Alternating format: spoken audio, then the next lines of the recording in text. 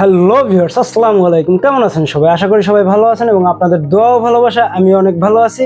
তো আজকে আমরা একটা নিউ পিসি বিল্ড করব। তো পিসিটা কি কনফিগার হিসেবে ইউজ করছি সেই বিষয়টাই আপনাদের সাথে শেয়ার করব।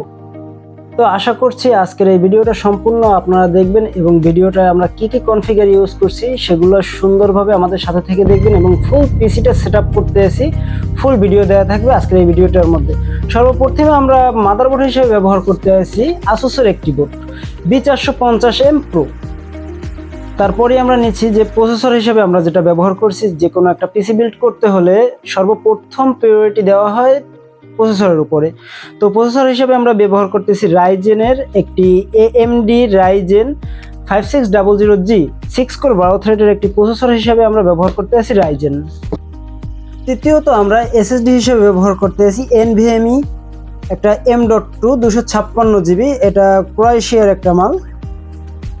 চতুর্থত আমরা একটা র্যাম ব্যবহার করছি, র্যামটা হলো ক্রোয়েশিয়ার একটি DDR4 3200 বাজার একটা 8GB র্যাম। তো র্যামটা হিসেবে অনেক ভালো হবে, যে কারণ এটা হলো যে 8GB একটা র্যাম।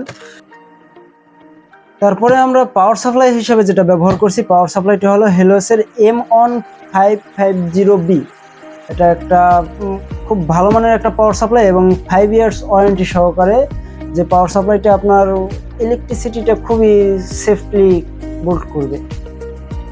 আমরা মনিটর হিসেবে ব্যবহার করছি পিসি পাওয়ারের একটা মনিটর, এটা 3 ইয়ার্স ওয়ারেন্টি সহকারে এবং 24 ইঞ্চি, খুবই ভালো মানের একটা মনিটর। আর কিবোর্ড হিসেবে ব্যবহার করা হয়েছে হ্যাবিটের একটি মাল্টিফাংশনের কিবোর্ড 8GB সহকারে এবং মাউস হিসেবে ব্যবহার করা হয়েছে ক্যাপিটলের VX7।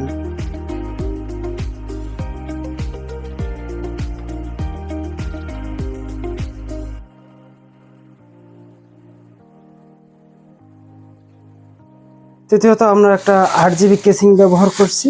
কেসিংটার আপনার ফুল ভিডিওটা যে পিসিটা যখন বিল্ড হবে তখনই দেখতে পারবেন।